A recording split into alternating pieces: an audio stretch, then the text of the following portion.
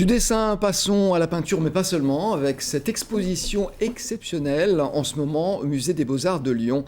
En plein phénomène du selfie, vous savez, ces photos qu'on prend de soi-même dans des situations les plus diverses, eh bien cette exposition s'intéresse aux autoportraits, à ce regard que l'artiste porte sur lui-même, un étonnant jeu de miroir que nous allons tenter de décrypter en compagnie des directrices du Musée des Beaux-Arts de Lyon. Bonjour Sylvie Ramon. Bonjour. Merci de nous avoir rejoints sur ce plateau. Alors, autoportrait de Rembrandt au selfie, c'est le nom de cette exposition qui est proposée jusqu'au 26 juin, donc profitez-en, vous avez encore un peu de temps. L'autoportrait, on peut dire, c'est un genre à part entière dans la peinture. C'est presque même un passage obligé pour les peintres. C'est un passage obligé pour les peintres. C'est un genre qui apparaît d'ailleurs en même temps que le portrait dès le XVe siècle, donc dès la Renaissance. J'allais vous demander s'il existait des autoportraits antérieurs. Est-ce que les hommes des cavernes se représentaient sur les parois ou pas? Alors, on n'a pas d'autoportrait d'hommes des cavernes, mais on a, vous savez, ces dessins extraordinaires de main, et on peut imaginer que ce sont peut-être des autoportraits en négatif de leurs auteurs. C'est une forme d'autoportrait, c'est une volonté de laisser, voilà, une trace visible de soi. Alors, chaque période a eu sa façon de représenter l'artiste, et l'artiste a eu une façon de se représenter différente en fonction des périodes. Alors c'est vrai que chaque période de l'histoire de l'art donc, a engendré un certain type d'autoportrait. Nous, dans l'exposition, nous n'avons pas fait le choix d'une présentation chronologique. Nous avons préféré au contraire orchestrer toute la présentation de ces autoportraits autour de certains thèmes, autour de certaines typologies. Et c'est vrai que l'exposition est rythmée en 7 sections. Le regard de l'artiste, un homme du monde, la représentation de l'artiste dans l'atelier, ou les portraits de famille ou d'amitié. Et on termine avec une très très belle section consacrée au corps de l'artiste.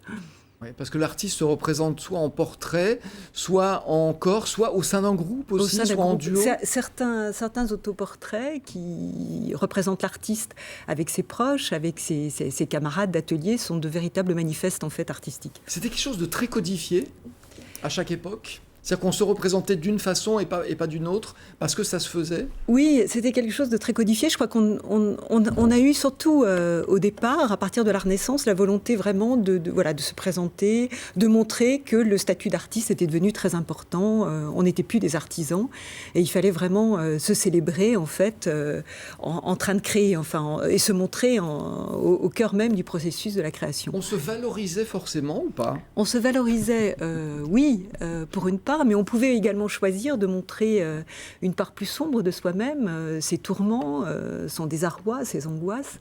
Et ça a été le fait notamment de très nombreux artistes au XXe siècle qui ont fait l'expérience des 2 guerres mondiales. C'était une forme de revanche sur le modèle, parce que le modèle, sa trace restait avec le tableau. L'artiste, lui, ne laissait pas trace jusqu'au moment où on a inventé la photographie. Alors, oui et non. Ce qui est en tout cas extraordinaire, c'est qu'on voit dans l'exposition des artistes qui se sont plu à se représenter à plusieurs moments de leur existence, et avec cette volonté vraiment de scruter le passage du temps sur leur propre visage ou leur propre représentation. C'est Rembrandt dont il existe un nombre d'autoportraits hallucinant. 90 autoportraits. 90 autoportraits, une quarantaine de peintures. Mais il s'aimait tant que ça, cet homme-là.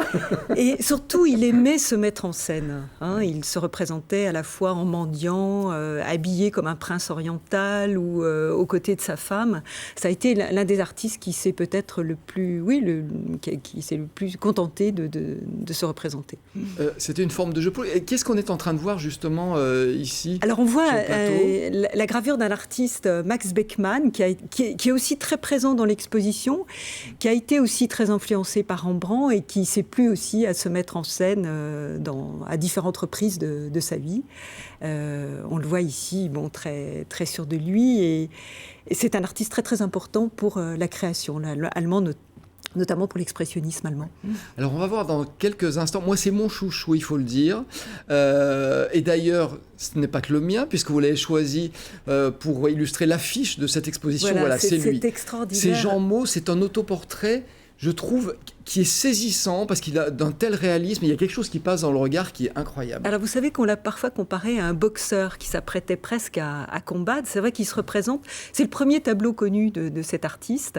C'est un tableau absolument extraordinaire qu'on a eu la chance de faire entrer dans les collections. Voilà, il est chez vous, parce que c'est une exposition qu'on doit à 3 musées différents. Voilà, 3 musées différents, donc c'est vraiment un des chefs-d'œuvre de l'école lyonnaise, et il se représente donc vraiment face à nous, sur le point de peindre la palette et les peintures pinceau à la main. En petite question, est-ce qu'il était droitier ou gaucher? Parce qu'on peut se dire que s'il s'est peint en se regardant dans un miroir, il est peut-être droitier et non pas gaucher. Alors c'est vrai qu'on voit qu'il tient, effectivement, il tient ses pinceaux dans sa main gauche. Et on ne sait pas s'il était gaucher ou droitier. Je ne sais pas, je ne peux pas répondre. Ce que je veux dire, c'est que c'est vraiment l'ambassadeur de notre exposition. C'est un artiste qui a été souvent rapproché des artistes allemands, des romantiques allemands, mais aussi des pré-raphaélites anglais.